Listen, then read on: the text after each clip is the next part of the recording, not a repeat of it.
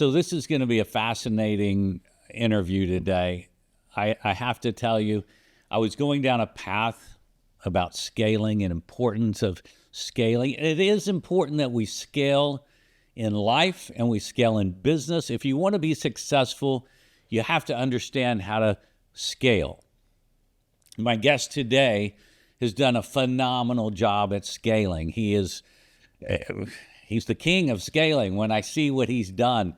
But more importantly, as we've talked and I've learned his history about life, oh my gosh, what he's overcome is so powerful.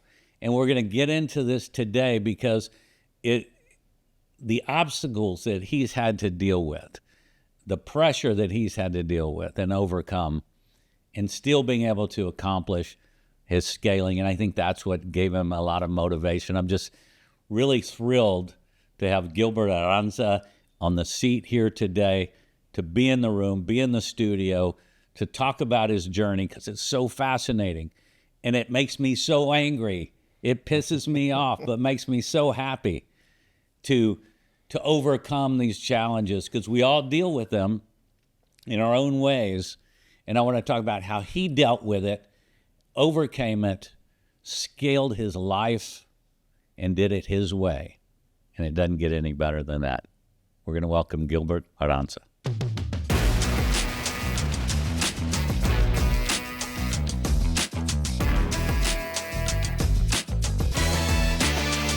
Thank you, Tommy. Oh my gosh, Gilbert,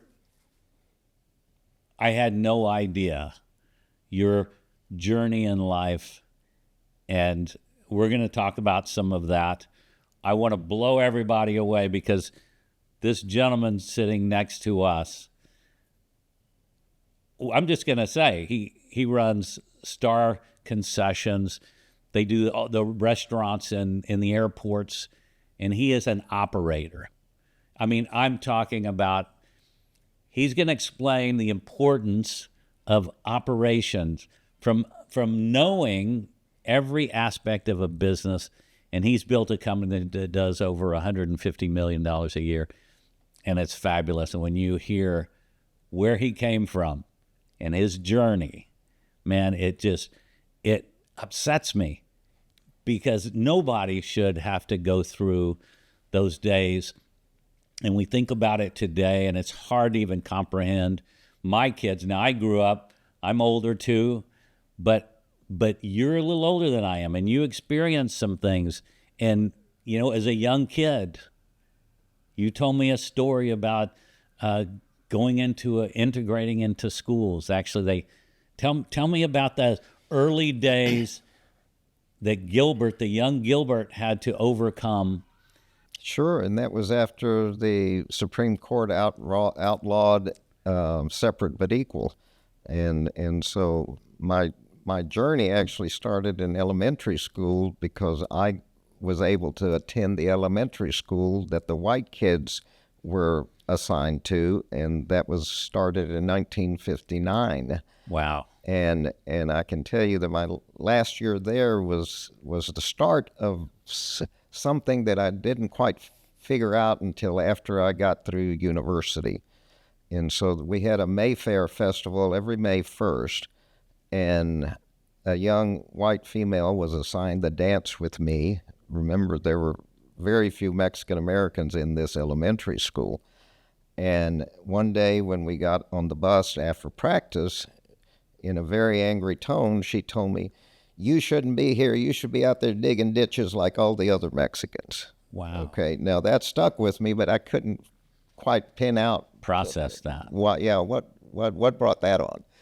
And so, but integration of the school started in 1969, 1970, and I started, and we, when I started elementary school, there was a black high school, a white high school, black elementary, and a Mexican junior high, and a white junior high, and so we were pretty well segregated. But after 69, the district built new schools, and segregation was gone. And so I was in the second or third class at MacArthur High School in Houston, where blacks, Mexicans, and whites came together. And it was just, it was a tough journey. And for example, I had the privilege of going to school with white kids from 1st through 8th grade. Those same kids went to MacArthur High School with me, but all of a sudden they weren't my friends.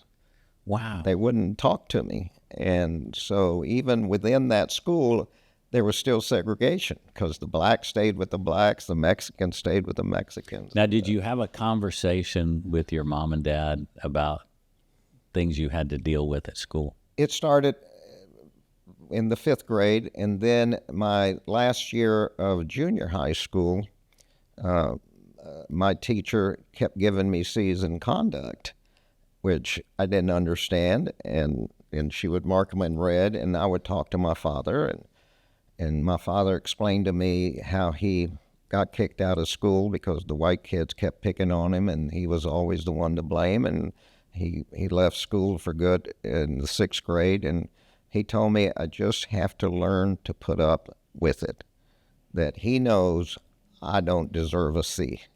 Now, you were getting, how were your grades in other classes? I made A's. Rarely did I get less than an A in elementary or junior high, and high school, the same thing. So how did you combat that? What happened? I just accepted that that was part of life back then. I still hadn't put together why a white teacher would do that to me. And then high school started, and more pieces of that started to come together. And as I told you, I started, everybody in the high school took the same courses year 1. Year 2, I tried to go and get into advanced chemistry, advanced biology, geometry, some higher level of math than we had in 9th grade.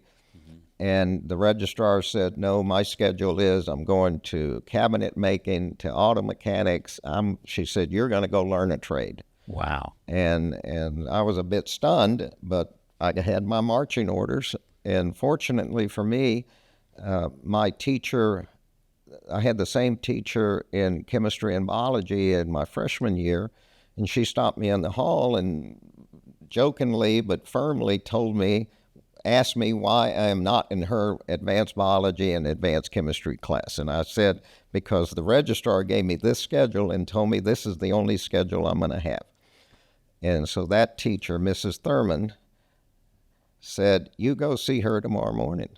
And so I went the next morning, and I got into all the honors courses, including that advanced chem and advanced biology. So one teacher, it sounds like made a huge difference in your life. That teacher saved me. I did not go to her.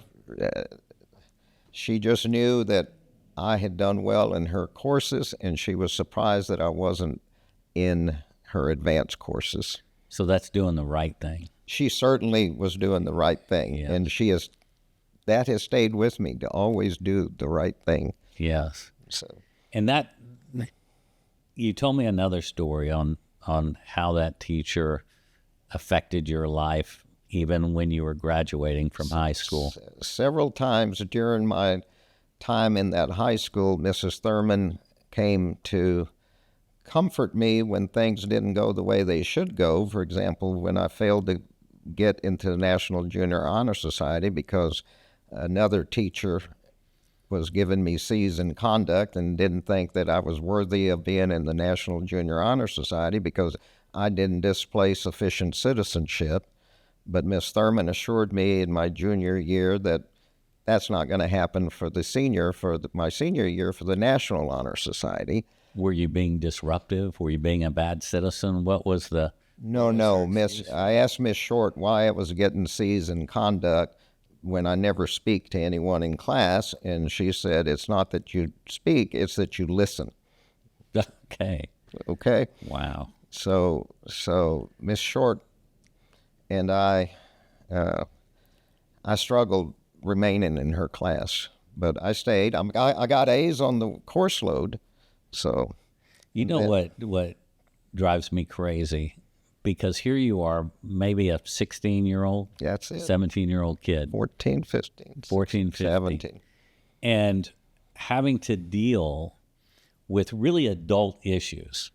And you have adults that should be adults in the room doing the right thing for a kid, but just trying to hold him down for some reason. And I can't even fathom that. But it breaks my heart to think that this kid, Gilbert as a kid, was having to deal with that. But it wasn't only handled me. Every Mexican and black there had to deal with these same teachers. Mm-hmm. They didn't persevere, and I don't fault them for that. Yeah. But I had it instilled in my head from the 1st through the 8th grade that I had to go to university. Those blacks and Mexican students that were not in the white schools never had that sort of, how do I put Do you it, think it's examples. because you went early to an all-white elementary school? No doubt about it. That's why I have a better command of English than most of them. That's why I had a better education than most of them. And So environment makes a difference. absolutely, yes. And so a number of the African American black kids and the Mexican kids that started high school with me didn't complete high school. Wow. And there was no doubt in my mind that the leadership of that no doubt today, not while it was transpiring, I couldn't figure out why they were picking on me. Right. But you shouldn't have to as a teenager, right? No teenager should be put in that horrific situation to how we're learned to trust adults, supposedly. I learned that there are good people and bad people. Yeah. Miss Thurman was a good person. There was another teacher there in fact, there were several teachers there that I knew were good people. I took Miss Thurman to dinner on the 10th anniversary of our graduation. I took her and another teacher, Rosemary Ward, and her husband, Jack Ward. We all went to dinner. Jack and Rosemary are still alive. They can swear to what I'm telling you. No kidding. And By the way, I have them on the phone right now. yeah, no, I can get them on the phone. And so I told Miss Thurman that I wanted to have this dinner with her to thank her, because at that point I had been through what I went through at the law firm, and Right. and I put together, this was all racism. It's pure and simple racism. I was the wrong color. They didn't want me in that school. They wanted me out.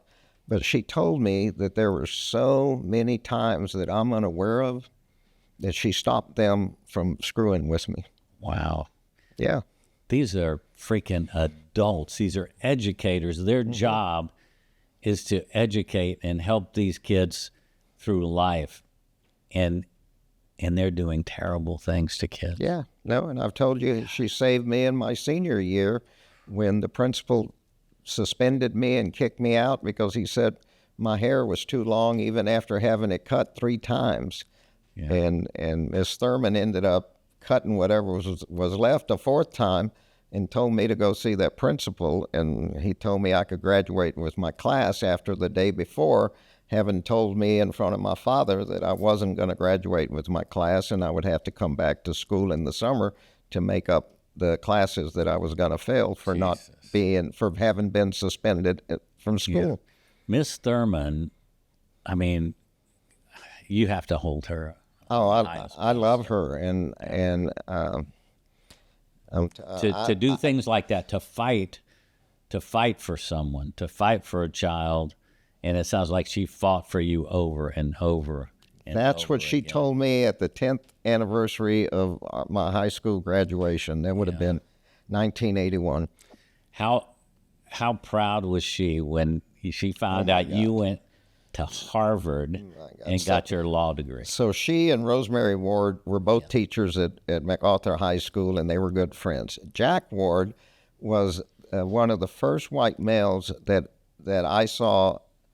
Look, I saw almost everybody in a positive light, white, black, or brown. But Jack, and his brother Bruce started an insurance company in 1953, and my father was one of their first clients. And remember, we were poor, but you still had to have home insurance or auto insurance or something. And so Jack was insuring my father, and then when I turned 15 and drove, I went to Jack and he insured me, and Ward Brothers still insures all my businesses. Oh, I love that. So Jack has been immensely, but the pride that Jack and Miss Thurman displayed was amazing. Yeah, I can see it in your eyes because no, they changed my life. Yeah.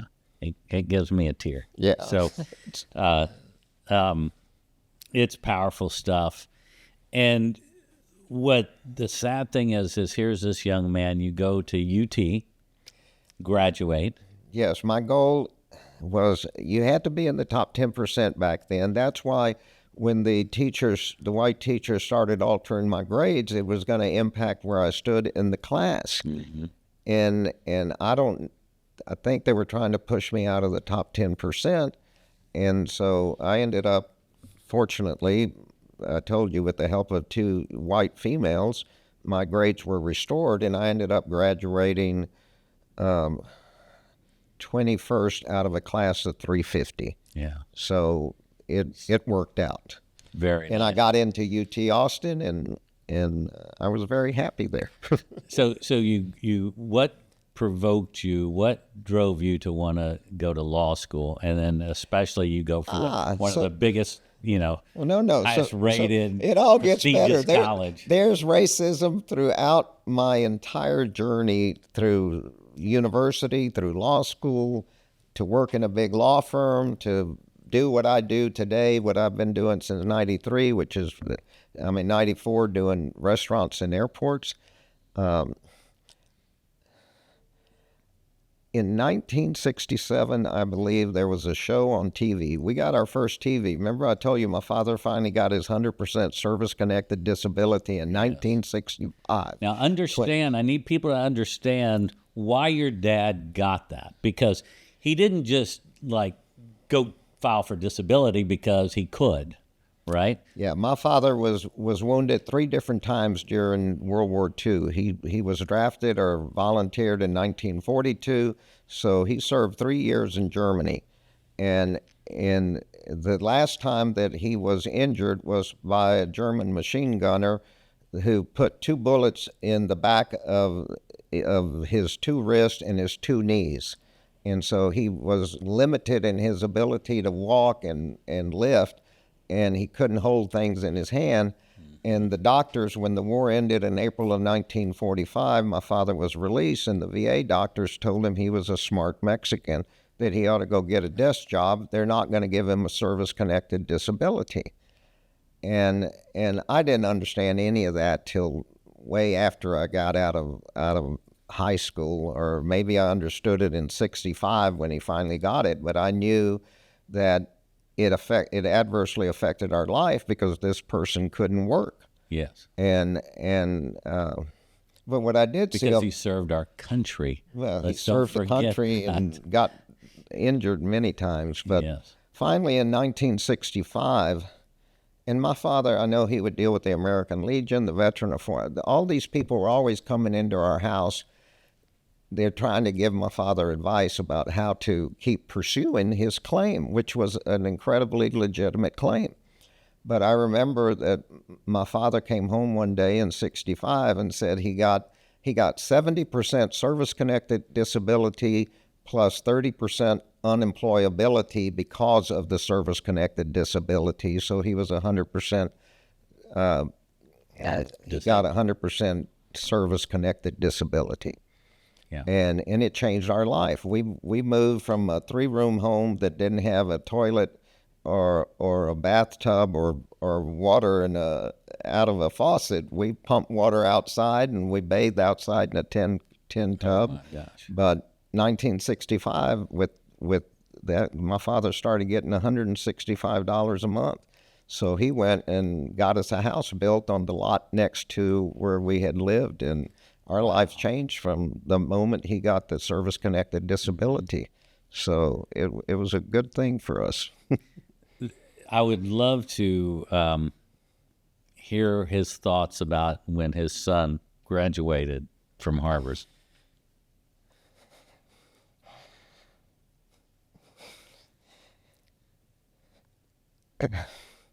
There was pride the moment I graduated from high school because they knew what I went through to graduate.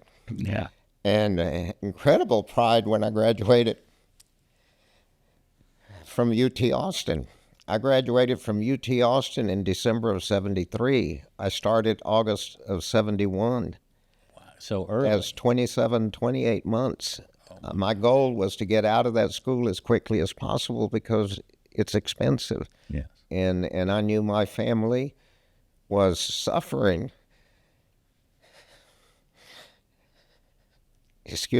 Was suffering to make sure I got through that school. Yeah. And so graduation from university was a big deal. And graduating from law school was a bigger deal. Not that any of us knew what in the world Harvard Law School was. And do you know how I found out about Harvard Law School? Your teacher. Okay, more stories.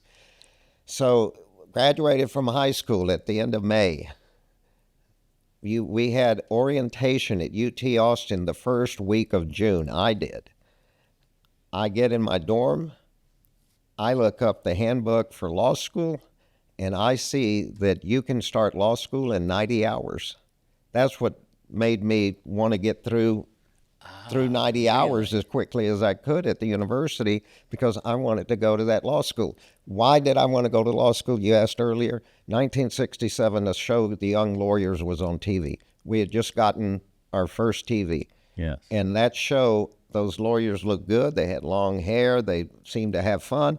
And that's when I said I want to be a lawyer. So that's what motivated me to be a lawyer. So my first week at UT at orientation in June of 71, I go to see the Dean of Admission, Dean Gibson, at UT Law School.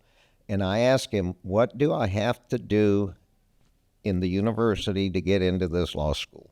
And he says, well, first of all, you got to go back there and you have to get a degree. And I said, no, I think I have to get 90 hours. He says, you're right. You can complete your undergraduate while you're in law school in the summers. I said, yes, that's what I understand. And so he told me that I had to score over 500 on my LSAT, which today that score probably has to be over 700. Mm-hmm. And I had to get a 3.3 GPA in order for me to be admitted to his law school. And he said, what do you want? What law do you want to practice? I said business law. I don't know why, but I said business law. And he said, okay, you go back to the BEB, the Business Education Building. You go see the advisor, the course advisor, and get your 90 hours or get your 120 hours. Come see me. And so I did. I went back. I got a green sheet of paper that had 120 courses that added up to 120 hours. And my goal at that point was to knock as many of them off. So I went to school year round, and I took 18 and 21 hours during the class, and I still worked. I worked college work study in the law library, college work study in financial aid. And every time I got my grades, I went to see the Dean of Admissions to make sure I was on the right track. I made a decision early on, since I was going to have a business degree, I went into accounting because I like numbers. But I made a decision early on that I could not make an A in accounting because of all the work needed during the homework. And so I decided I could have a B. And no kidding. Oh, yeah. No. You were that Yes. sharp, on point. You knew. Your homework was worth 10 points of your final score. Yeah. Your exams were worth 90, I guess. And so I figured a 90 or an 89, who cares?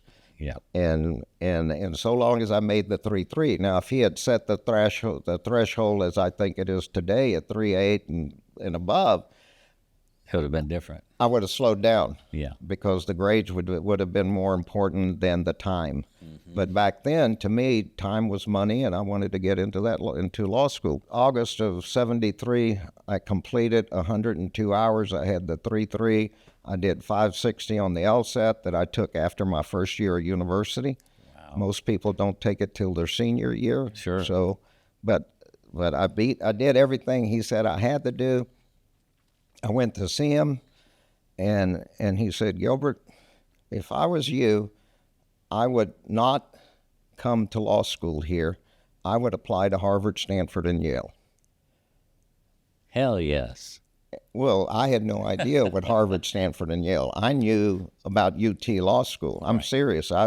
No. I'm sure at some point in my life I heard the words Harvard, Stanford, and Yale. Never occurred to me the significance that people would place on that versus UT Austin. Right. But this man that I had been seeing religiously after every grading period just told me that I should go back, and I needed 18 hours for my degree, and go back, get the degree, figure out what to do for 9 months, and apply to Harvard, Stanford, and Yale. Oh, my gosh. He saw what kind of person you were. No, he didn't want a Mexican in his law school. Seriously? Seriously, and I'll tell you how I figured that out. Right after that meeting I had with him was at 10 a.m., I went to the director of financial aid where I had been working. His name was Michael Jackson, and I went and I wanted Michael's opinion about what I should do. And Michael said, you just came back from meeting with the Dean Gibson, or the Dean of Admissions? And I said, yes, sir. Gilbert, when? I said, I just walked over from there. He left a meeting that I was having that Michael was having with the president of the university, and the president of the university challenged the dean of admissions and the director of financial aids to tell him why there weren't any minorities or women at the UT Law School. Wow. And that dean of admissions pointed the finger at Michael for not giving full scholarships the way Harvard, Stanford, and Yale do to minorities and women. And so Michael was very upset because I didn't ask anyone for a scholarship. Sure. I just asked for admission, following the rules that the dean of admissions had given me. He calls the dean of admission, tells him that I'm sitting in his office and that I have a full scholarship to attend UT Law School. What do you say to that? And he said, well, he's in. Tell him to get back over here. He's admitted. And he slammed his phone down. He turned to me and he said, you're in. And I said, Michael, if y'all had that discussion a few minutes before I met with him and he sends me to Harvard, Stanford, and Yale, he doesn't want me there. I'm going to do what he recommended. Not that I have any idea of Harvard, Stanford, and Yale, right. but I know I'm admitted to UT now. Yes. I said, I'm going back. Worst case, you got a place. I'm going back, get my degree. I'm going to apply to Harvard, Stanford, and Yale. Worst case, I've lost a year. I'll go to law school either at UT or one of those. And I was lucky. I got into Harvard Law School. Oh, my gosh. Yeah. You know, these challenges, I mean, to be able to overcome them each step of the way Never thought about as a battle. I want to, because we kind of went over it, and this was another, because these are all big foundational points. Mm-hmm. One is dream. You had a dream. You watched a TV show, and you had a goal, right? Yeah. So if you were to tell people, if you dream it, you can live it. There are moments, there are times you just have to persevere, but at all times you always have to be doing the right thing. Yeah. You can't lie, cheat, or steal. See, I love that. Yeah. More than anything. Yeah. Okay, so what we didn't talk about, in high school, you worked. Yes, sir. Where did you work? And tell me about the hours you worked, because this is so after my sophomore year, that was May of '69, I got a job as a roofing helper in Houston, Texas. So the head of the roofing company would come pick us up in his pickup truck at 6 a.m. We'd go to wherever the house was being built, and my job was to carry shingles up the ladder, slap them on the roof, back down, up the ladder. And then I read that the Houston Intercontinental Airport was opening sometime in mid-June of '69. Mm-hmm. So the day it opened, I went to the airport, which was 10, 15 minutes at most from my house, and I asked for a job, and they gave me the night janitor job at Dobbs House in Terminal A at Houston Intercontinental Airport. And how old were you? I was 16. 16. 16. Yeah, I just turned 16 May 20th. So night job took you from when to when? 10 a.m. to 6 p.m. 10 a.m. to 6. No, you were in school. I'm sorry. 10 p.m. to 6 a.m. was my shift. And what time do you have to go to school? Well, in the summer, there was no school. Oh, perfect. In the summer, I worked on average 120 hours a week. Wow.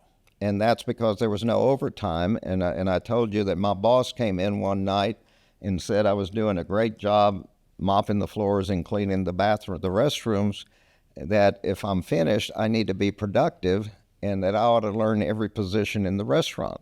And so I set out to do that. And there was always somebody late, whether it was a cook or a dishwasher or a cashier or a waitstaff member. I ended up having to learn every position, and so I was the utility for all those positions. And you worked the overnights as well? Yes. Even during the school year? During the school year, I worked 48 hours a week. Yeah. At same hours, 10 to 6 a.m. That's what I'm getting at. 10 at night to 6 a.m. You go to school at 8 a.m. I would get 2 nights off a week during the school week, but I would make up those hours on the weekend when it didn't matter if I worked 16 hours as opposed to 8. And go to school. Yes. And so when did you sleep?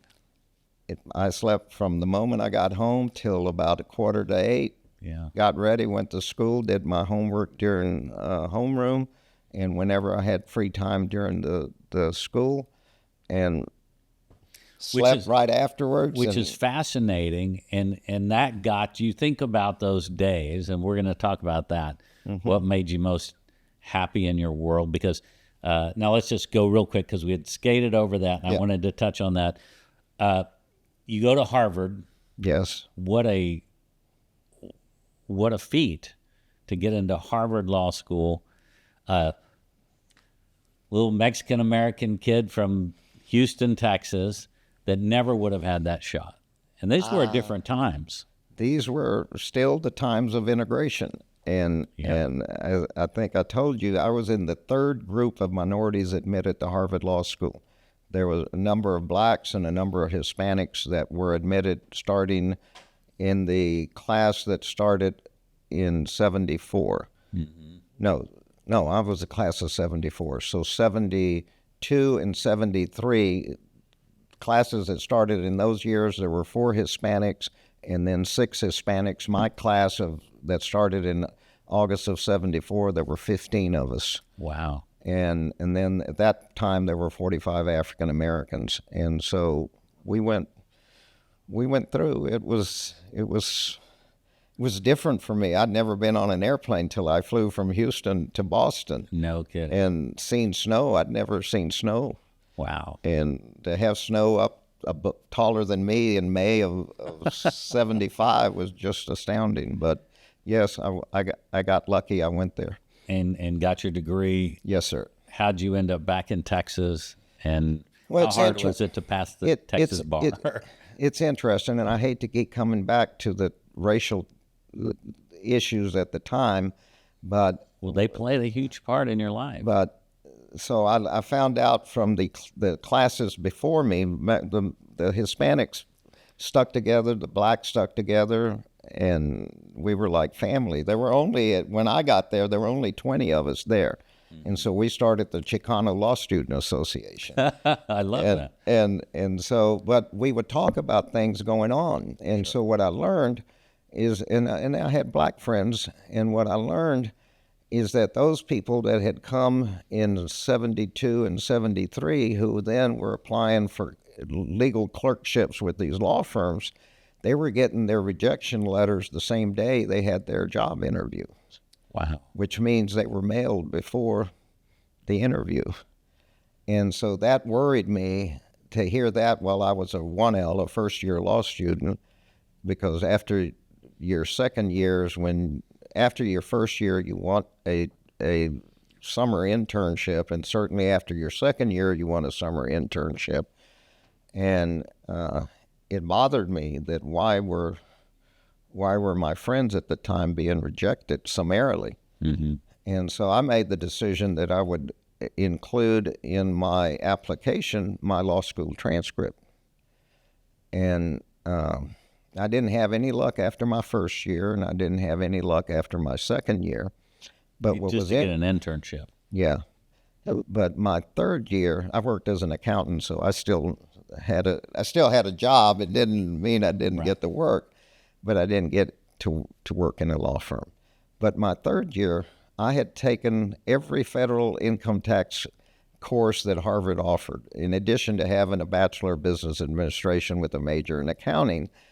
And so law firms saw, and I did very well on all my courses, and so I gave them my transcript. If they were going to send me a rejection letter, it wasn't because I failed to give them information that should justify my working with them. Sure. And I advised my peers that they should do the same thing. Whether or not they did, I don't know. But what I learned very quickly, that having somebody that likes to read the Internal Revenue Code opened doors for me that didn't get open for my Mexican or my black peers. Because people, that's the last thing they want to read.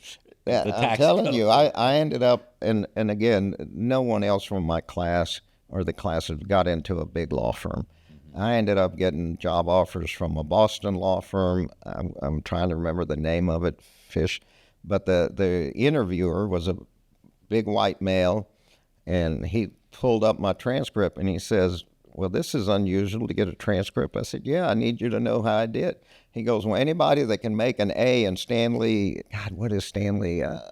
What is Stanley's last name? Professor at Yale. He's a professor at Harvard who was an undersecretary of Treasury under Nixon. Oh my gosh. I took every course Stanley offered, but few people didn't want to, and I did my third year paper under him, which No people thought I was committing suicide.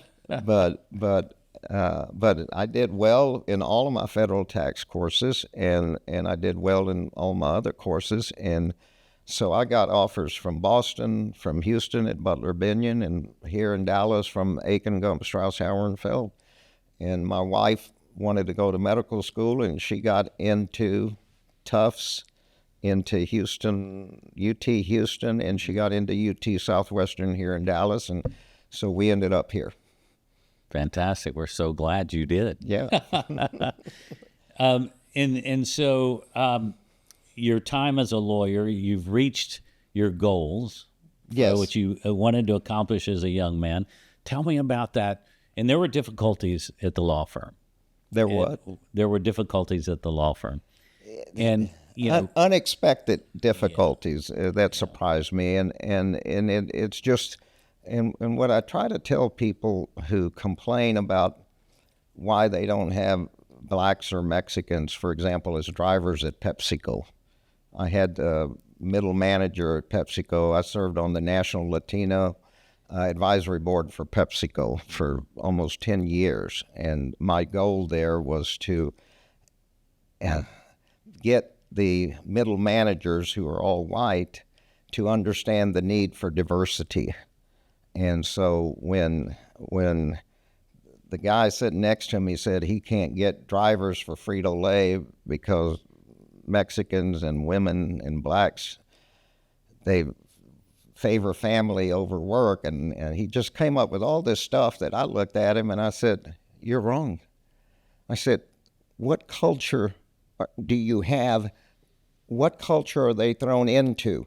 They're thrown into a situation where all the other drivers are white." I said, "What happens if white drivers tell the black or the Hispanic or the female what two white gentlemen told me when I started at the law firm at Aiken, Gump, Strauss, Hauer, and Feld? My first day, one guy comes in the morning, looks at me, asks me how much I got made. I told him. He says, Oh, well, that's why that's why he got a raise. And I said, "You here to thank me?" No, he says, "I'm here to tell you that my best friend wanted you to know you took his place at Harvard Law School." And it wasn't a compliment. It was that I didn't belong there and his friend did. Now, there are 150 other law schools between SMU. No, I'm not knocking SMU, but I'm just telling you that's what this gentleman told me. Right. In Harvard Law School. And later on in the day, a second SMU graduate came and told me the same thing. He stands there staring at me, and I asked him, "What can I do?" And he said, he was more direct. I think the other guy used his friend as a red herring to tell me what he thought, that I took his place at Harvard Law School. But this gentleman opened up and said, "You took my place at Harvard Law School. I just want you to know that." Wow. So there was some difficulty there. What about those, the fact that so many people say, and how do you counter this when they say, well, you're taking spots away, you didn't earn it? So what I did with the second guy, I was ready. I had my undergraduate record and my law school record in my desk, and I gave it to him. And I said, "You go back and you study what I have accomplished, and you come back and tell me I took your place at Harvard Law School." Yeah. The sad thing is you had to do that. Yes. You had to stand up for yourself and go, dude, let's put our records together. No, and there were many law firms that I got my rejection letter the same day I interviewed, okay? Yeah. Those law firms that were lacking in federal income tax lawyers chose differently. Yeah. So picking that route to be that type of attorney, do you think that made the difference? I didn't know it at the time I made the choice, but I was fascinated by the Internal Revenue Code, and I was always fascinated with numbers.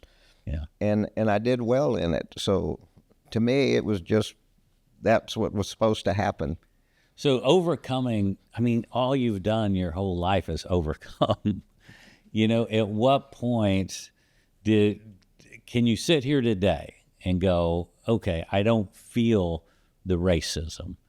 I don't feel the racism because when my boss called me into his office at Aiken Gump in December of '82 to tell me that I would not be made a partner until my peers were ready, and my peers were those gentlemen from SMU, not knocking them. They all made partners, but this was about 2 years before our time, and I didn't really understand what he was accusing me of, trying to be made a partner before my peers were ready. He made me think about what I wanted to do. Yeah. And that's when I decided I wanted to start restaurants, because I was happiest when I was cleaning those floors and cleaning those toilets at Dobbs House at Houston Intercontinental Airport Terminal A. And here you are, a practicing lawyer at a massive firm, a very prestigious firm, and you're going, I'm not happy. That's what I said. Well, I'd been dealing with him, my boss, and his desire to eliminate me from that law firm for 2 years. It was tiring. I got lucky. 4 white males, good people, to 3 of them, all of them graduated from UT Law School, where I wanted to go. They asked me, well, one of them went to Stanford. They asked me, just coincidentally, the same week that I had that issue with my boss, if I would go with them and start a law firm. They needed a federal tax lawyer. They had a corporate lawyer and 3 litigators. They needed a federal lawyer. And they didn't have any issue with having a Mexican No, lawyer. I worked for every corporate and litigation partner and real estate partner in that law firm. All of those disciplines of law always had a federal tax angle to it. Yeah. And so they all but they all came to me to advise them how to deal with issues. And so I was 29, they're all over 40, and they had faith and trust in me. And my only concern with them was I didn't want our age difference to enter into any decision making. So I said I would, so long as we each had a veto. Yeah. And they agreed to it, and we started a law firm, and we were happy and successful. But I also told them I was going to start a restaurant because that's a decision I had made immediately after my meeting with my boss. And God knows, when you get something in your head, you do it. And the other thing that's important for me to stress, because we talked about a lot of people that put up hindrance in your life and roadblocks and tried to hold you back. But there's been so many wonderful people, that aren't Mexican that helped you. Yeah, and what that has told And me there's is just that great people in. No, so you asked me what motivated me to start. All of that history, I wanted to create a business where people could progress naturally, where people Yes. of every race, sex, alternate lifestyle, I didn't give a hoot. They ought to be able to progress naturally. And that was my goal. That's why I wanted to start a restaurant company or a law firm. It was to put people in a position where they could progress naturally without fear of discrimination of any sort. That was my goal. And that's a powerful goal, and it's such an important goal. And what you just said, they can progress naturally. Absolutely. Not I'm not giving you anything. You're earning it. And it ought to be and it ought to be recognized regardless of what you look, what you wear, who your boyfriend or girlfriend is. I don't care. We want to create a business where we're all happy and have fun. Yes, that's life. Yeah. I wanted to create a family that everybody in the family, we're all having fun and moving forward and getting educated. Real quick, because this is a big moment, because you made yourself a promise when that guy, your boss at the law firm, said you won't make partner until everybody agrees. You made yourself a commitment that day. Well, he also told me that I would never be successful because I don't have the killer instinct. Yeah. Not that I have figured that out yet, but but no, So you made a goal. What was that goal? That goal was to buy a house next to him in Highland Park. I wanted that guy to wake up every morning and see that I'm successful and I don't have the killer instinct. And you bought your house in Highland Park. Yes. Yes. And I view myself as having integrated it in 1993. Perfect. Let me ask you a question. Have you seen that gentleman since that day? I have never run into him. You know he's watched you. He was significantly older than me, so I don't know. I haven't run into him. Yeah. If I did, I would tell him. I think I make more money than I'm going to you. buy your house. No, I think I make more money than you. That's what I'd like to tell him. I'm so unsuccessful. Yeah. No. Wow. No, that thing stuck with me. But the most important thing was you have to create an environment where everybody can be as happy as possible. I mean, we all have issues out there in life that affect us. Right. But work shouldn't be one of them. No, it shouldn't be something that doesn't matter. Yeah. Why are we creating a problem that doesn't really exist? Yeah. Because of your color, your race, Yeah. I mean, it's like, No, you need to come to my office. oh my gosh, seriously. Pre-COVID, there were 21 of us in the restaurant support center, 18 women, 3 men. I was one of the 3 men. See, that's the smartest move ever, because women are much smarter than we are, and they work harder than we do. Yeah. I mean, our country screwed up a long time ago. By not letting them vote early. Yes. What were we thinking? Yeah. It's even hard to believe, because that was before my time, but it's so hard to believe that women were second-class citizens not that long ago. No, we are probably in the 100th and 10th year of women being able to vote. Isn't that nuts? Yeah. And to think how life's changed, really 100 years ago, the life expectancy of a human being was like 35. Yeah. And here we are, and we talk about all these problems, right? Well, we're now living to 70s, 80s, 90s. We're just 100 years ago, man, we would have been dead a long time ago. Yeah. So it's not that bad, although I love trying to be healthy and looking at better things, how to better our lives, how to put, better things into our bodies, and here you are, you're a restaurateur. What was fascinating, you wanted to get in the restaurant business. Here you are today. Do you still practice law at all? I tell you what has helped me, and I every year for the last few years I've tried to have 4 to 5 interns in my office, and what I try to teach them is that you need an education, okay? Whether you're an accountant or history major or you go to law school or not, that education will, if in the end you want to do your own business, is incredibly helpful. So my accounting skills during that gap between university and law school, I was an auditor at Pete Mark Mitchell, which at the time was one of the big 8 auditing firms. Those accounting skills and legal skills have helped me immensely deal with issues that come up in my business. Yeah, you know what? I've interviewed so many CEOs of Fortune 100 companies, and I can't tell you how many of them come from CFO positions, accounting positions. Knowing those numbers, no, it's important, will make you successful. I mean, because if you don't count your pennies, the dollars will never come. Yeah. And I'm a guy, there's the problem here, because I'm not the numbers guy, right? I have these big, crazy dreams, and I love to create. And then I've got, one of my dear friends is my CFO, and he tries to keep this he's trying to make this machine work, right?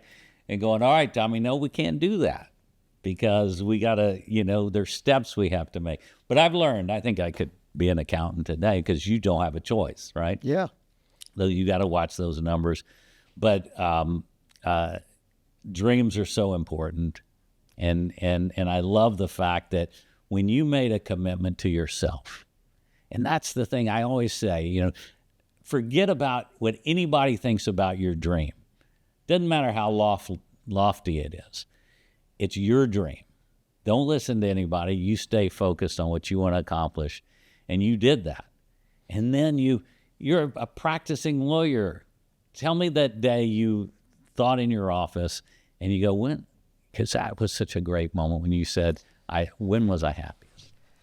It was sometime in '93. Well, it's when I accepted the offer from Pizza Hut to become their only Hispanic franchisee at the time. And I had cut a deal with them to let me go build Pizza Huts in Mexico. Okay, so that's fascinating. And rewind, and we're going to go through this one very quick, because you got so many amazing stories. But so Pizza Hut was about to have a huge problem. There was the U.S. Hispanic Chamber of Commerce was about to call a nationwide boycott of Pizza Hut by Hispanics in the U.S. And unknown to me, one of my good friends at the time happened to be the chairwoman of the U.S. Hispanic Chamber of Commerce, Delia, and I don't remember her last name right now. But Delia had apparently told the general counsel of Pizza Hut that they need to go talk to me. And if they could get me to be their franchisee, she would hold off. And so I get a call from the general counsel of Pizza Hut. I'm thinking, more legal work. And he's going, my boss and I, the president of Pizza Hut, want to visit with you. And I go, why? We need a franchisee. I didn't hear from Delia this. I heard it from him. Wow. And so I asked him, why are you calling me? Because Delia said, you're the one, that you know how to run restaurants. He said, we have toured your restaurants. I had 10 of them in Dallas at the time. And these were J. Pepe's. J. Pepe's and Key West Grill. Yeah, because if you're in Dallas, you're going to know J. Pepe's. J. Pepe's and Key West Grill. And he wanted me to tour my restaurants with Alan Houston, who was the president of Pizza Hut at the time. And I said, sure. So Alan and I toured the restaurants. And at the end of the day, we ended up at the Quadrangle, and this is late afternoon. And Alan's looking at all of my employees, and he turns to me and he says, Gilbert, how is it that you employ so many women, so many ethnic minorities, blacks, Mexicans, alternate lifestyle folks in your management positions? And I said, because I figured a long time ago that if I don't do it, no one will do it. And it's been my goal to show white males that we can do it without their help. Wow. Yeah. And so, and that's what brought that conversation is what, that was 93. In 2000, Clay Small, who was the general counsel of Pizza Hut at the time, now he's general counsel at PepsiCo, asked me to be one of the founding members of the National Latino Hispanic Advisory Board for PepsiCo. And so, but as a result of that, I chose to become a Pizza Hut franchisee. I took a leave from my law firm. I went to Mexico, built a bunch of units. Peso devalued. I told PepsiCo they could have my units back, and I came to the U.S., and I decided that since I had sold all my restaurants to go to Mexico, I worked for a few months with my friends at First Southwest, and I saw from that, I interacted with the city officials a lot, and I understood that they were going to put they were going to put Love Field and DFW out for proposal for restaurant operators. And so I made the decision while working at First Southwest to prepare proposals for that. And I got lucky, and I was awarded all of Love Field Food and Beverage. And then now, what does that mean? I got awarded all of Love Field Food and Beverage. You go through a process of the request for proposal process, and Host had heard of me and my restaurants in the city, HMS Host, and their developer had called me up and asked if I wanted to be their local partner, because at that point the FAA was mandating that anybody with a federal contract has to have so much percent minority ownership. And so at the pre-proposal conference for that request for proposal, this was months after he had asked me if I wanted to be their partner. I'm trying to remember his name. Mark Rickle. I said, Mark, am I your partner or not? I'll tell you in 2 weeks. I said, Mark, the proposals are due in 3 weeks. And I said, so I need you to tell me now. And he said, well, Gilbert, you don't have any political power. And I go, this is supposed to be based on merits, not politics. And he goes, oh, no, it's the awards of these contracts are based on politics. And I said, well, thank you, Mark. And I left. And I made the decision at that moment that I was going to compete with him on the merits. And so I had the right with PepsiCo to use their brands. Our law firm's biggest client was Norman Brinker and Brinker International. So I had Chili's available to me. Wow. And airports at that time did not have significant number of national brands. They were mostly proprietary brands. And help me out, because I thought that when you see a Chili's in an airport, it's owned by Chili's or run by Chili's. No. It's a separate thing. The big franchisors are concerned with working in a government environment. The rules are different. The regulations are different. They're short-term leases, 7 and 10 years. So they're run by like Host Hospitality. Host and now myself. There's Delaware North. There's a number See, that's of what we companies. didn't understand. That's what I didn't understand. Yeah. So when you got awarded that contract, because I beat 5 other mostly international, national operators, and I received a call from the director of aviation, told me that, so interesting. There were 2 issues that I was concerned with when we went to oral presentation. Yeah. So I had done some work for Texas Commerce Bank also while I was a lawyer, and I had a promise from the chairman that if I ever needed some financial help, I could go to him. So I went to him after this gentleman told me I wasn't going to be their partner, and I said, I'm going to bid on Love Field. I don't know how much money, but I'll figure it out. Will you help me? He says, well, I told you I would. So I figured out I needed $5 million. And so I got a letter of credit from, you have to, when you submit your response to a request for proposal, you have to show the ability to be able to execute it. Yes. And so I had a letter of credit from Texas Commerce Bank for $5 million. I had nailed down Pizza Hut and Chili's and all these other to bring them brands. into the airport. And So become a franchise for them? I became a franchisee or a licensee for each of these brands. And so at Orals, myself and the other competitors each were given an hour and a half. There were two issues I didn't know how to answer. One was you don't have any airport experience. The other one was what happens when the $5 million runs out? Because I just lost whatever money I had in Mexico. Yeah. And so when I was going up the escalator to Old Love Field to the conference room, I saw how messy the restaurants there were, how unkempt the employees were, how mops were out in public and things that I would never allow. So toward the end of this oral presentation, one person raises their hand and asks me, Gilbert, you don't have any airport experience. Why should we trust you? I said, let's go down this escalator and I'll show you what 37 years of airport experience has brought you. And they all started laughing. And they said, wow. And I said, how many of you have been to one of my restaurants? And they all raised their hand. I said, how many of you, remember the half empty? How many of you have ever had a glass half empty of water or soft drink or whatever, iced tea? None. I said, so you know I'm a good operator. You want to go see what 37 years of airport operation brings you? Go down and look at your units. Well, that's why we're here. And I said, okay. So then somebody else brought up the finance issue. Well, Gilbert, what happens if there's a downturn and you don't have money? I had no idea how to answer that. The lady from McDonald's, I had to have a burger concept, so I cold called McDonald's corporate, left a message for whoever deals with non-traditional to get in touch with me because I would like to use McDonald's at Love Field. Yeah.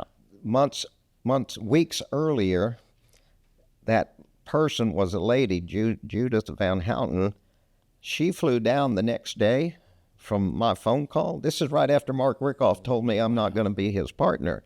She flew down, toured all my restaurants, called me up, said, I want to talk to you. I said, good, let's talk. She said, no, I'm in Dallas. I want to see you. She said, you left me a 5-minute voice message, and I think you can win. And so she threw McDonald's in with me. So that was my burger back then. And you had a powerful group. So she said, Gilbert, can I answer that question for you? And I said, she was there in the room. She was with me. Because we had to present all the brands, McDonald's and Chili's and Pizza Hut. And so I said, Julie, if you got an answer, you're welcome to give it to this group. She said that the night before that the directors at McDonald's had decided that they would guarantee my lease to the city of Dallas should I win. So if I ever am unable to pay the rent, they will pay it. Wow. And so that solved my two issues. And I did not know that she had that in her pocket. Yeah, in her pocket. Yeah. So that saved me. So we ended up scoring 92. I got a call from the director of aviation. He said that the next closest score was 78, but he said, Gilbert, you need 8 votes. I go, why do I need 8 votes? Well, city council has to approve it, and all of your competitors have hired the top lobbyists to win this, to win this at council, even though this was the committee recommendation. And I said, I don't get it. You need 8 votes. So years before here in Dallas, I had funded the voter registration drive because I knew we would eventually get single-member districts, which we got in 91. Mm-hmm.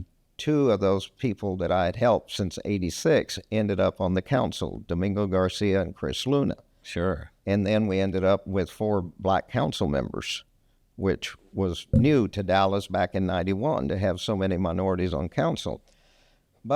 And I had a black partner that the McDonald's franchisee was going to be, they were going to get 33% of the sales. So I've always tried to have an African-American partner. So, but I still didn't get in right with the council because with some of the council members because I didn't have the right black partner. But I picked an operator. I picked somebody that was going to work with me side by side. Okay.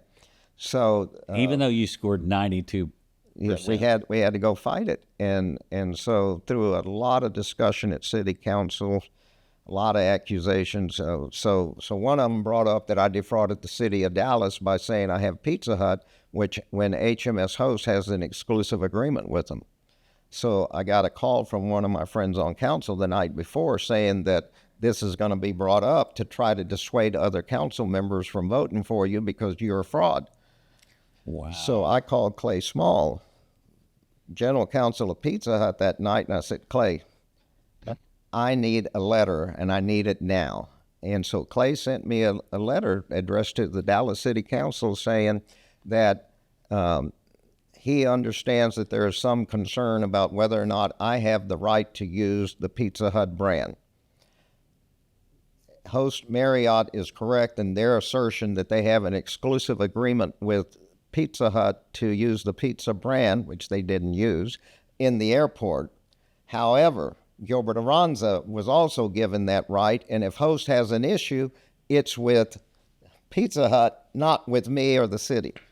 And so, Wow. so my two friends read that when the council member brought that up, that I was defrauding the city of Dallas, and he stood up and pointed at me and said, "Who are you to pick the next black millionaire in Dallas? And who are you? And you tried to defraud the city. I'm sending you to the U.S. attorney." Anyway, through all that crap, the letter from the general counsel killed that whole argument that I was defrauding the city. Good. And the vote occurred, and it was 9-6. I got one African-American vote, Barbara Caraway. But I got the 2 Hispanic, 1 black, and 6 white votes. And so I won 9-6. Wow. It was rough. That's a huge day, though. No, but I win. learned, and I didn't hire a lobbyist. McDonald's hired one. I made them fire him because I said, we're going to win on merit. Yes. I'm not going to win because somebody is promising somebody money. We're going to do it the right way. Yes, and if we lose, we lose. And so they fired their lobbyists. I wouldn't allow it. And other than, I never talked to my 2 friends other than them calling me to tell me what everyone else is doing. Right. So, but that's all right. We fixed it. No, for sure, because they're trying to undermine you. Yeah, no. Wow. It worked out. And I've been lucky, and I keep getting more brands and more renewals. And So how long have you been operating oh my God, the field? Since that time. When I won that day in August of '94, it never occurred to me how long I would be here. I knew I had a 10-year contract, and I figured I'd be here till 2004. And So you have it exclusively. No. What okay. happened? So what happened? So I've had a couple of mayors try to take my stuff without cause. Wow. And I've had to. It's worth so much money. Everyone thinks it's worth more than it actually is. Okay. I brought street pricing to the airport environment. I agreed in my proposal to not charge more than 10% above street for the same product charged on the street by the brand. See, First one ever to do that. I was going to say, as just an airport frequent flyer, you can I think- hug you? Because you're saving nobody. In Dallas and DFW, it's 10%. Now it's 15 because COVID cost us a lot of money and our expenses are more. But I asked the council to increase us, so they did, and DFW did. Wow. But no, there have been all sorts of battles for the last 31 years. I'm in my 31st year at Love.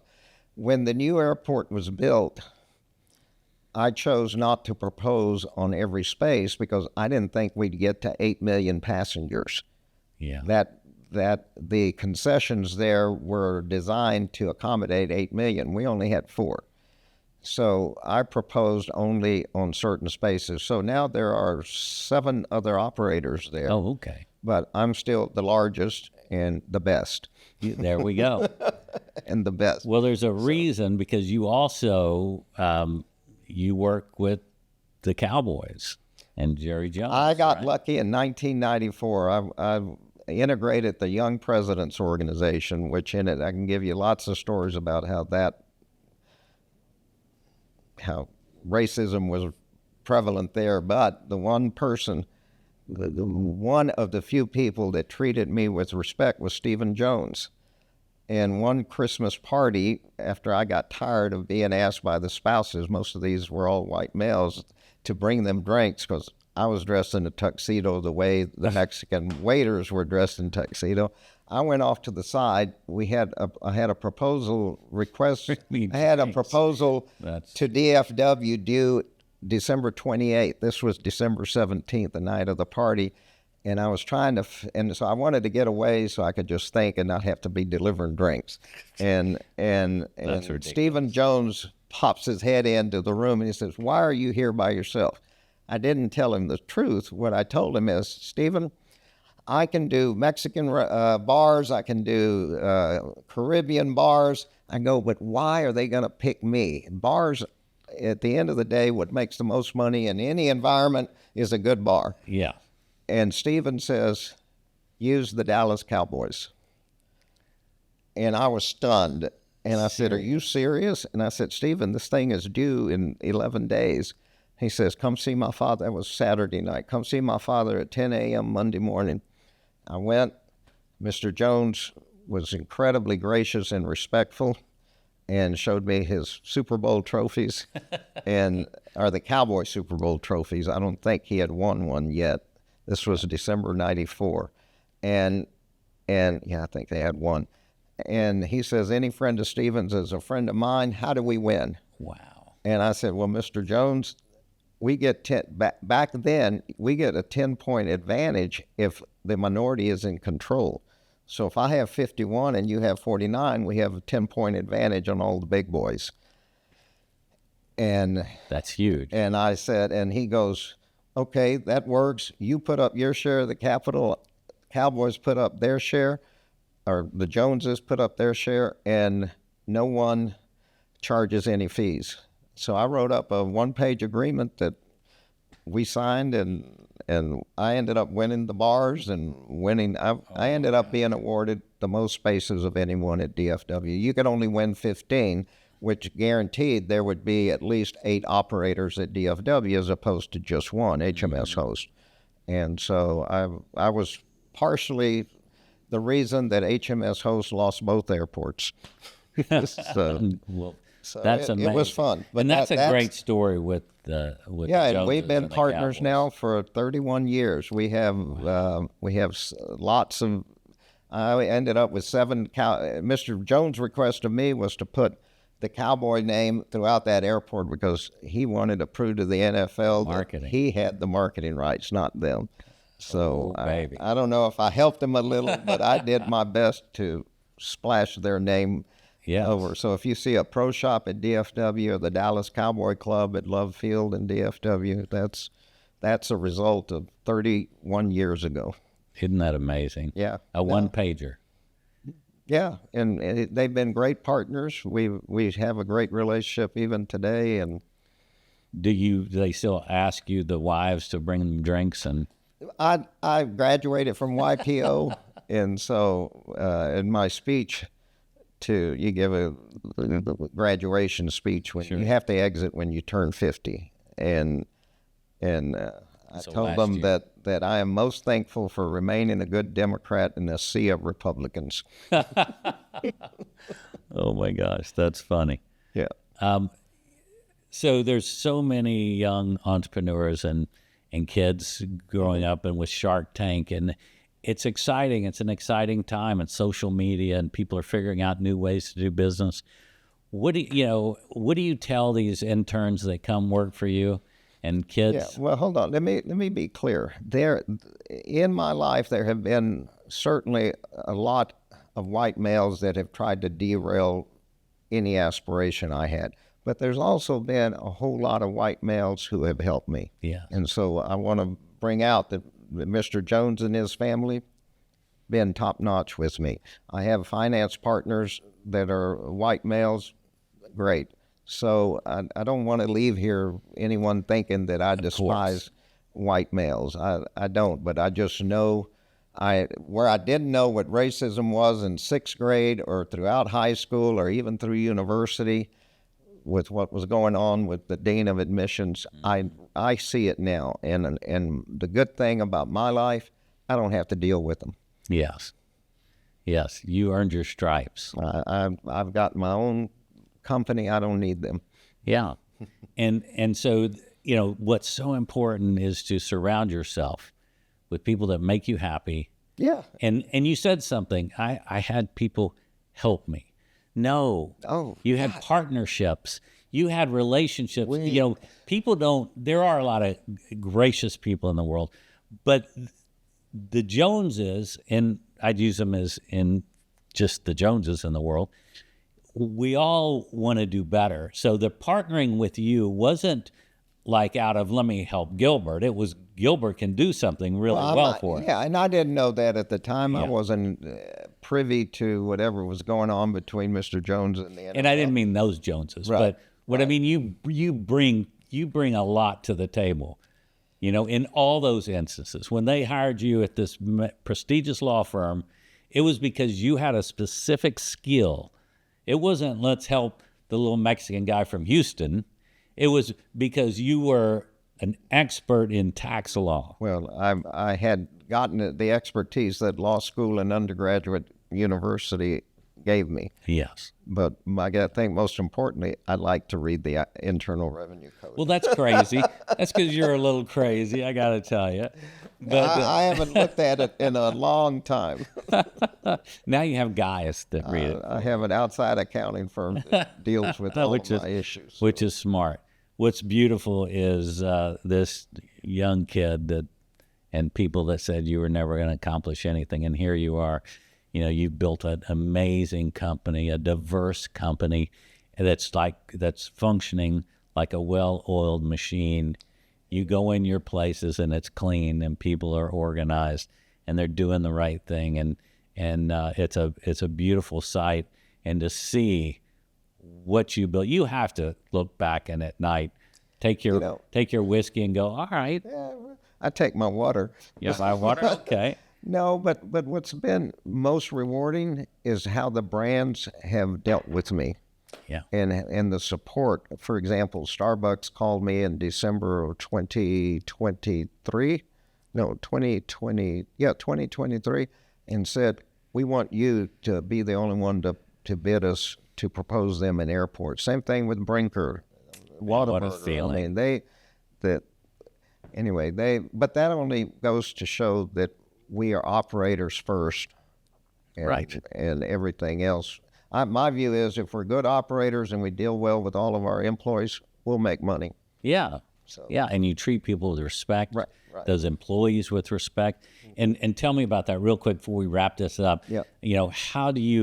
What is your mission when it comes to employees and taking care of people?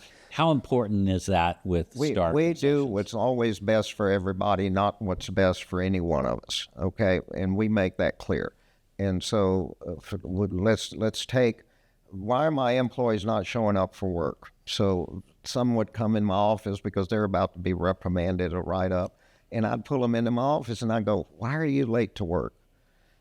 I live 1 mile from Dart. I have to walk to Dart. I get on Dart. It takes me an hour or so to get. There are days I don't have $2.50. Wow. There are days I don't have $2.50 to get home. So I listened to that immediately. We called Dart. We give every employee now an annual bus pass. So there's no reason. Now, Dart doesn't necessarily travel the hours that we want, and a lot of our employees don't have cars. So so every one of our managers has an Uber account. We're going to open fully staffed. Yes. Whatever it takes is what we do, and that means we Uber them in. When we know it's going to snow or sleet, we book 40 rooms at both airports. We rent a van with tire chains on the tire. We make sure that we're ready. I called my office and my managers and directors of operation into our main office on March 17, 2020. I asked how many of them could stick it out without pay. Mm-hmm. Everyone stayed. Wow. Our managers became hourly workers. $12 an hour. I promised each one of them that all the money that they give up to stay with me, I will pay them back first when business comes back.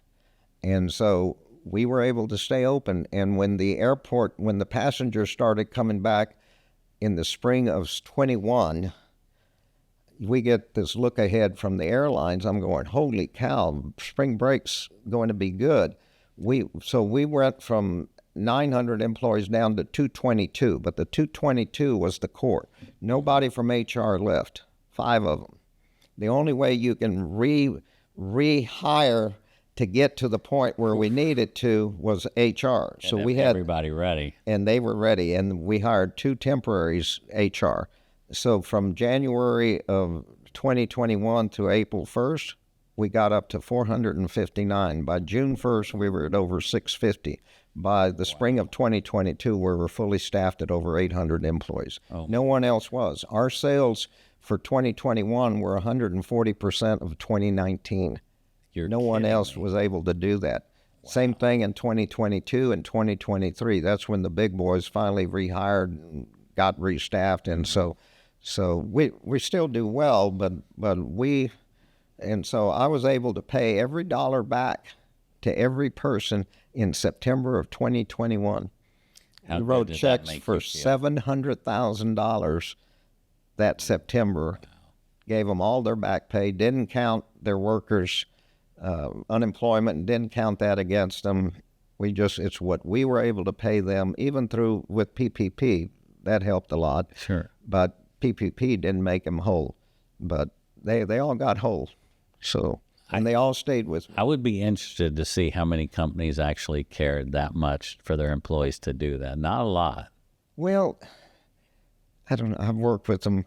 I mean, a lot of these came with me from J. Pepe's and Key West Grill. And my paralegal of 43 years, I hired her when we started that law firm February 1st of 1983. Yes. She came to me this March and said, Gilbert, I'm retiring for real. June 30th is my last day. Oh, my gosh. Jeannie turned 80. I didn't realize that she was that old. Wow. And so she still comes to help the 2 people I hired to replace her. Yeah. But no, I've been fortunate. I have a lot of good people. They're getting old on me. You have to be proud of what you have accomplished. We have done what I set out to do. I think we have created, and if I die tomorrow, I know the leadership that I've left in place, they're going to follow the same policies. My goal was to create an environment where people of color, people that are alternate lifestyle, anybody, they can be happy and succeed. I get text, emails, probably 2 a week easily from our employees who say thank you and thank you and thank you. I have a lady from Ethiopia that started working for me when she was 18. She's now 40. She had her first kid. She's gotten her undergraduate and her master's while she's working for me. She makes well over $90,000 a year as a server bartender. No kidding. Yeah, remember, let me give you a little math. On the street, an average Chili's turns its seats 2.7 times a day. In the airport environment, we turn those seats 7 to 11 times a day. Oh my gosh. So if you're working 8 hours with me and 8 hours on, now that's not a put down of the street side restaurants. That's just the reality there. Yeah, the environment of so many people going through that airport. Yeah, so we can turn our seats 7 to 11 times a day. So our wait staff members, our bartenders, they end up making double and triple what they would make doing the same job on the street. Now it's busy constantly.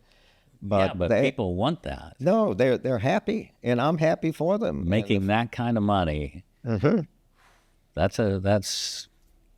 pretty good. It's good, and again, we try to make sure that there are no impediments to their coming to work. Yeah, no, that's a huge deal. What you guys do with getting them passes, right, is huge, and then making sure they can get Ubers, because that would be tough for so many people that don't have cars. So, Tommy, and those hourly employees, I had to close down my Whataburger and Campese's to renovate them because they've been 12 years, and technology has changed, and so we're putting self-ordering kiosk in, a lot of things. We have a grand opening coming up the week of September 8th. You need to come. Oh my You gosh, need- are you kidding me? I you would need to love come. that. You need to come see them. No, I'm in, especially because I love Campese's and Whataburger. You know, they're from Corpus Yeah. Christi. Yeah, yeah. So I grew up on Whataburger. Yeah, I became a Whataburger licensee when I took over Corpus Christi Airport in 1997. Oh, my God. And put Whataburger Well, in the there. Dobson family. Yeah, Tom Dobson. So my parents started Habib's Jewelers in Corpus Christi back in 1956.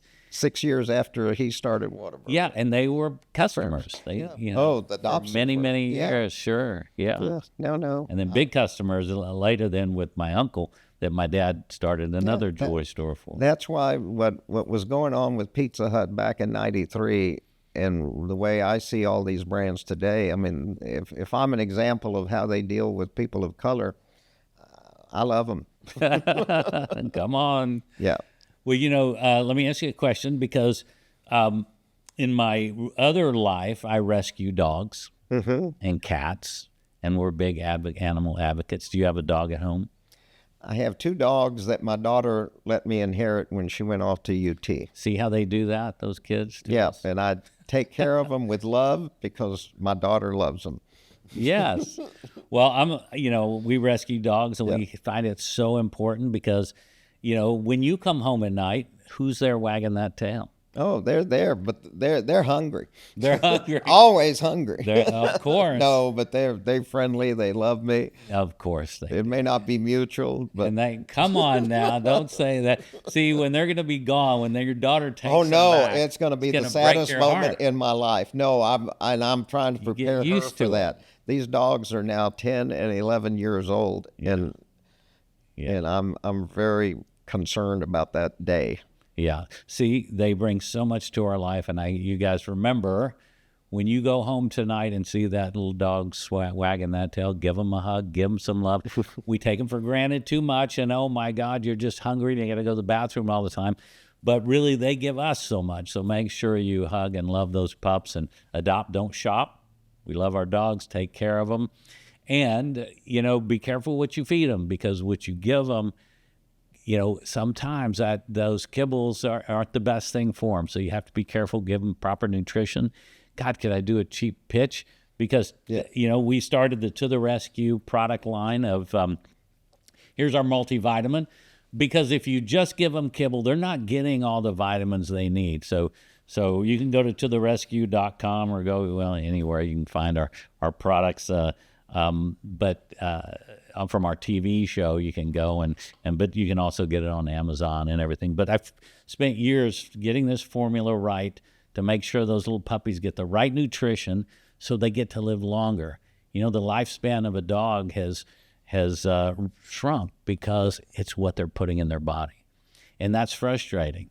You know, we're living longer. We should have our pups live longer and to keep giving us all the love that they keep No giving doubt us. about that. I want those 2 dogs to live longer than me. Yes.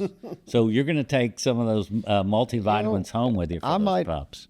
Get some of this and put it for sale in our convenience stores and see what happens. Don't tell me that. You're going to make a bigger smile on my face. No. This Oh, my gosh. No, it's really good. We try to take care of everybody, and there are a lot of dogs that come through that airport. There are a lot of dogs. And, you know, I didn't realize when we formulated the allergy, so many of these dogs have they're all chewing on their, and it's been unbelievable, but we sell thousands of. I will tell you, I do have some affection for them.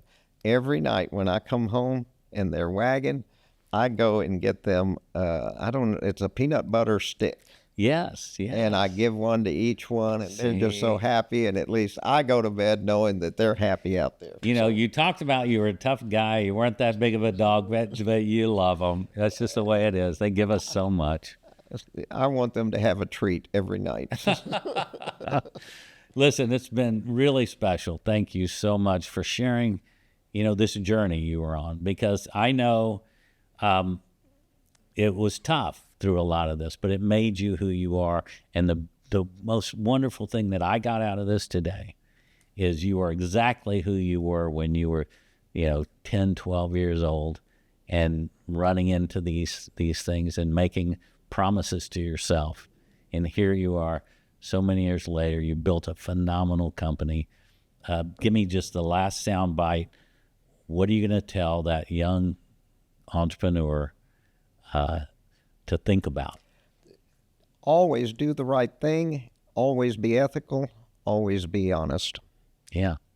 And I think that is what has gotten me where I am. My education has helped, but those three characteristics I think are incredibly important.